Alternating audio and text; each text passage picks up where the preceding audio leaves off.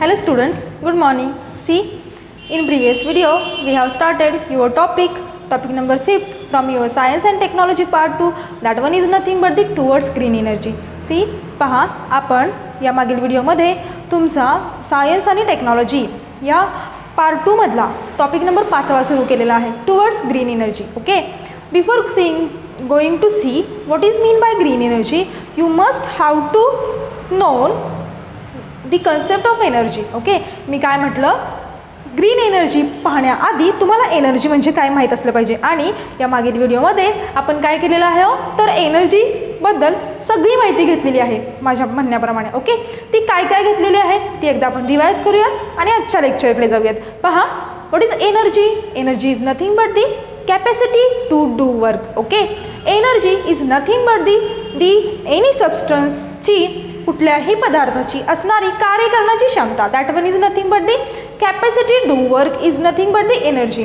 After that we have seen what are the units for energy. त्याच्यानंतर आपण काय पाहिलं, एनर्जीसाठी युनिट्स काय काय आहेत. एकूण 2 युनिट आहेत एनर्जीसाठी. कोणते 2 युनिट? एक SI युनिट आहे MKS सिस्टीममधलं आणि दुसरं CGS युनिट आहे CGS सिस्टीममधलं. What is the SI unit of energy?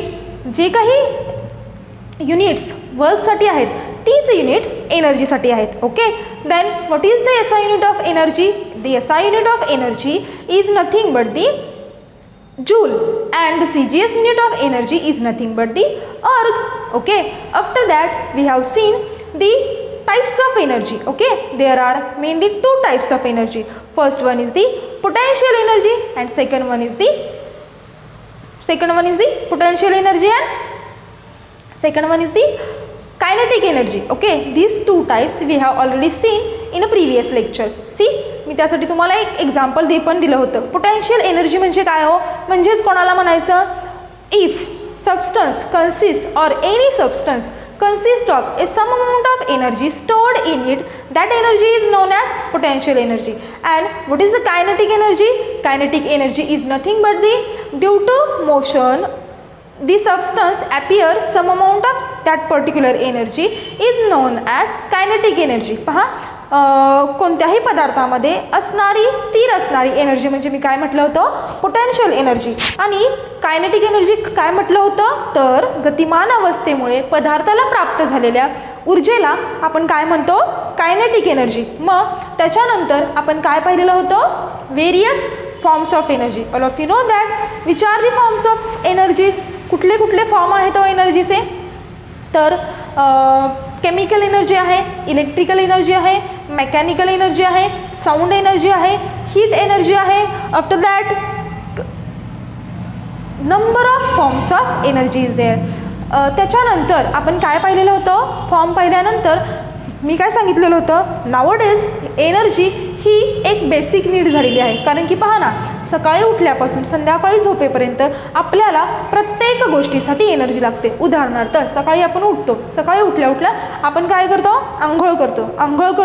आंघोळ करताना आपल्याला कायची गरज लागते, गिझरची गरज लागते. ओके, म्हणजे तिथं आलं एनर्जी आली. त्याच्यानंतर आफ्टर दॅट आपण आवरून झाल्यानंतर शाळेसाठी निघालो. शाळेत जाताना आपण काय करतो, कपड्यांना इस्त्री करतो. तिथं एनर्जीचा फॉर्म आला. ओके, त्याच्यानंतर आणखीन तुम्हाला सांगते, टिफिन आपण नेतो. त्याच्यामध्ये समजा तुम्हाला सँडविचेस खाऊ वाटले, हां, तर तुम्ही ते सँडविचेस मायक्रोवेव्हमध्ये करता. काय आलं इथं देखील एनर्जीचा फॉर्म आलेला आहे. म्हणजे सकाळी उठल्यापासून, आणि सगळ्यात महत्त्वाचं मी उदाहरण तुम्हाला काल सांगितलं होतं, तर मोबाईलचं उदाहरण सांगितलं होतं. त्याच्याशिवाय तर करमतच नाही. आणि आता तर एज्युकेशनच मोबाईलवरती झालेलं आहे. म्हणजेच the basic needs of our is cloth, food and shelter. Like this energy is also nowadays a basic need of human being. म्हणजेच ज्या पद्धतीनं अन्न, वस्त्र आणि निवारा ह्या मानवाच्या मूलभूत गरजा झालेल्या आहेत, त्याच पद्धतीनं ऊर्जा ही देखील मानवाची एक मूलभूत गरज झालेली आहे, असं आपण म्हटलं तरी हरकत नाही. त्याच्यानंतर मी तुम्हाला कालच्या लेक्चरला एक कॅरेक्टरिस्टिक सांगितली होती एनर्जीची. काय हो, तर the one form of energy can be converted in to another form. Energy neither be created nor be destroy, just it's converted from one form to another form. आणि आपण इथं थांबलेलो होतो. And this is known as, you have already seen in 9th standard, this is known as law of conservation of energy. पहा मी काय म्हटलं, आपण कालच्या व्हिडिओ लेक्चरमध्ये एका पॉईंटवर येऊन थांबलेलं होतं बाळांनो. कोणता तो पॉईंट? तर तो पॉईंट म्हणजे characteristic of energy. Main characteristic of energy काय आहे हो? तर आपण एनर्जीच्या एका फॉर्मचं रूपांतर किंवा कन्व्हर्जन किंवा ट्रान्सफॉर्मेशन दुसऱ्या फॉर्ममध्ये करू शकतो. ह्या गुणधर्माला आपण काय म्हणतो? Characteristic of that particular characteristic of energy. The one form of energy can be converted in to another form. Energy neither be created, energy तयार पण करता येत नाही आणि एनर्जी डिस्ट्रॉय पण करता येत नाही. जस्ट ती एका फॉर्ममधून दुसऱ्या फॉर्ममध्ये कन्व्हर्ट करता येते. आणि कशा पद्धतीनं एनर्जीच्या एका फॉर्मचं कन्व्हर्जन दुसऱ्या फॉर्ममध्ये होतं हे आज आपण आपल्या लेक्चरमध्ये तर पाहणारच आहोत. आणि या तुमच्या टॉपिकमध्ये त्याचा डिटेल स्टडी आपल्याला करायचा आहे. म्हणजे कशा पद्धतीनं इलेक्ट्रिकल एनर्जी न्यूक्लिअर एनर्जीमध्ये जाते, न्यूक्लिअर एनर्जी इलेक्ट्रिकल एनर्जीमध्ये येते, केमिकल एनर्जी न्यूक्लिअरमध्ये जाते. अशा पद्धतीच्या ज्या प्रोसेसेस आहेत त्या आपल्याला या टॉपिकमध्ये पाहिजे आहेत. आणि सगळ्यात शेवटी ग्रीन एनर्जी म्हणजे काय पाहिजे आहे. ओके, आता आजच्या व्हिडिओ लेक्चरला आपण काय पाहूयात? The various forms of energy and its example. पहा मी तुम्हाला कालच्याच लेक्चरला सांगितलं की energy can be converted in to one form to another form. This is a characteristic of energy. The one form of energy, one form of energy can be converted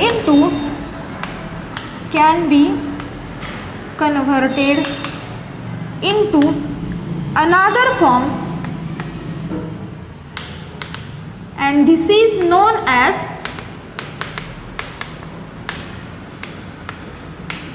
characteristic of energy. Characteristic. Okay, आता कशा पद्धतीनं एका फॉर्मचं दुसऱ्या फॉर्ममध्ये conversion होतं आणि त्यासाठी कोणकोणती उदाहरणं असतात हे आपण पाहणार आहोत. पहा या ठिकाणी मी काही इन्स्ट्रुमेंट्स लिहिलेली आहेत आणि त्या इन्स्ट्रुमेंटमध्ये कशा पद्धतीचं एनर्जीच्या एका फॉर्मचं एका रूपाचं कन्व्हर्जन दुसऱ्या फॉर्ममध्ये केलं जातं हे आपण पाहणार आहोत. पहा पहिलं दिलेलं आहे मी electric motors. Okay, electric motor सगळ्यांना माहिती आहे. आपण आता आपल्याकडे सगळ्यांकडे बोरवेल असते. ओके, इलेक्ट्रिक मोटर बोरवेल आहे. त्याच्यामध्ये काय केलं जातं? तर इलेक्ट्रिकल एनर्जीचं कन्व्हर्जन मेकॅनिकल एनर्जीमध्ये केलं जातं. म्हणजेच काय होतं तिथं पहा इलेक्ट्रिकल एनर्जी असते. आपण मोटर लावतो, बटन दाबतो, ती मोटर लावल्यानंतर काय होतं? पाणी त्यातून रन व्हायला लागतं. ओके, त्या मोटारीतून काय व्हायला लागतं? पाणी रन व्हायला लागतं. पाणी रन व्हायला लागतं म्हणजेच काय झालं? त्या ठिकाणी त्या इलेक्ट्रिकल एनर्जीचं कन्व्हर्जन कशामध्ये झालं? मेकॅनिकल एनर्जीमध्ये झालं. ओके, अशा पद्धतीनं आपण इथं एक्झाम्पल काय देऊ शकतो? आपल्या ज्या बोरवेल्स असतात त्याचं आपण इथं एक्झाम्पल देऊ शकतो. सेकंड आहे electrical heaters. Okay, electrical heater example काय सांगू शकतो? पहा गिझरचं एक्झाम्पल मी तुम्हाला आत्ता सांगितलं. Electrical heater. आणखी आपण काय सांगू शकतो? मायक्रोवेव्ह. ओके, आणखी आपण इथं काय सांगू शकतो? तर तुमची इस्त्री कशा पद्धतीनं पहा याच्यामध्ये जे काही इलेक्ट्रिकल हीटर्स असतात यामध्ये इलेक्ट्रिकल एनर्जीचं कन्व्हर्जन कशामध्ये केलं जातं? हीट एनर्जीमध्ये केलं जातं. मी तुम्हाला उदाहरण सांगितलं इस्त्रीचं. आता पहा इस्त्री आपण घेतो, स्विच ऑन केला, इलेक्ट्रिकल एनर्जी, त्याचं कन्व्हर्जन कशामध्ये होतं? हीट एनर्जीमध्ये. कपड्यांना आपल्या गरम लागते की नाही ते. त्याच्यानंतर मी तुम्हाला मायक्रोवेव्हचं उदाहरण सांगितलं. काय होतं? बटन ऑन केलं, त्याच्यामध्ये तुम्ही पिझ्झा ठेवलात की काय होणार आहे? त्याच्यामध्ये काय होणार आहे? इलेक्ट्रिकल एनर्जीमुळं तिथं हीट निर्माण होऊन उष्णता निर्माण होणार आहे, हीट क्रिएट होणार आहे आणि हीट क्रिएट झाल्यामुळं तो पिझ्झा काय होणार आहे? तुम्हाला खायसाठी रेडी होणार आहे.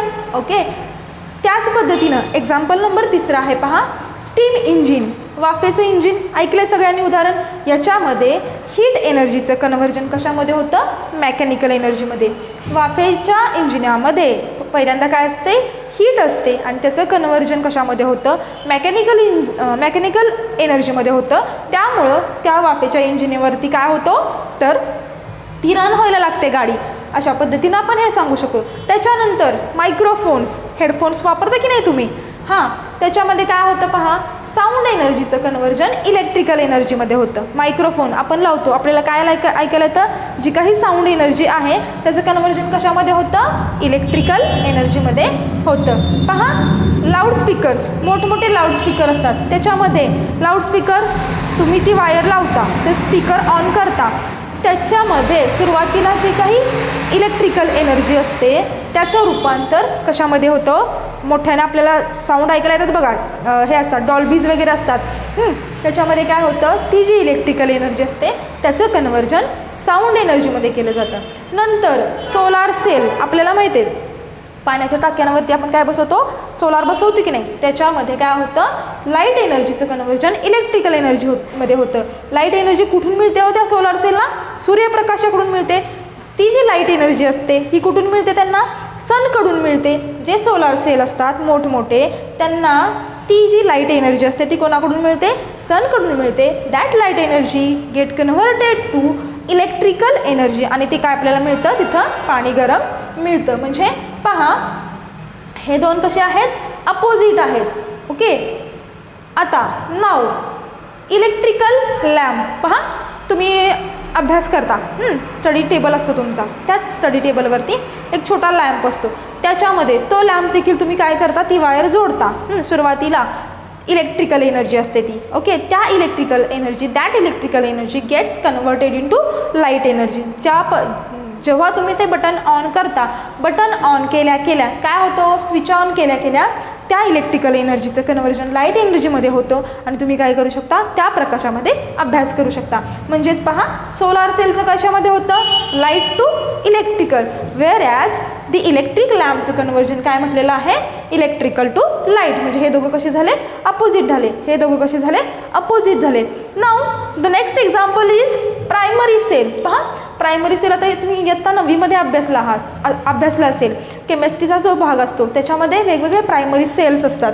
पहा त्याच्यामध्ये केमिकल एनर्जीचं कन्वर्जन कशामध्ये होतं, इलेक्ट्रिकल एनर्जीमध्ये. फॉर एक्झाम्पल आपण इथं काय घेऊयात, बॅटरीचे सेल असतात की नाही, त्याच्यामध्ये आतमध्ये काय असतं, पॉझिटिव्ह एंड असतो, निगेटिव्ह एंड असतो. त्याच्यातली जी केमिकल एनर्जी असते त्यातला जे आतले केमिकल सबस्टन्सेस असतात त्याच्यामुळं केमिकल एनर्जी जी प्रोड्यूस झालेली असते, that chemical energy gets converted in to electrical energy. After that secondary cells. Secondary cells म्हणजे तुमचे जे काही चार्जर वगैरे असतात ना, त्याचं काय होतं, इलेक्ट्रिकल एनर्जीचं कन्वर्जन केमिकल एनर्जीमध्ये होतं. म्हणजेच प्रायमरी सेल आणि सेकंडरी सेल हे कसे आहेत, अपोजिट आहेत. प्रायमरी सेलमध्ये electrical energy gets converted to chemical energy get converted to electrical energy, and in case of secondary cell the electrical energy get converted to chemical energy. Okay, after that generator. पहा लाईट गेल्यानंतर तुम्ही काय करता, inverters लावता किंवा मोठमोठ्या ठिकाणी काय लावता,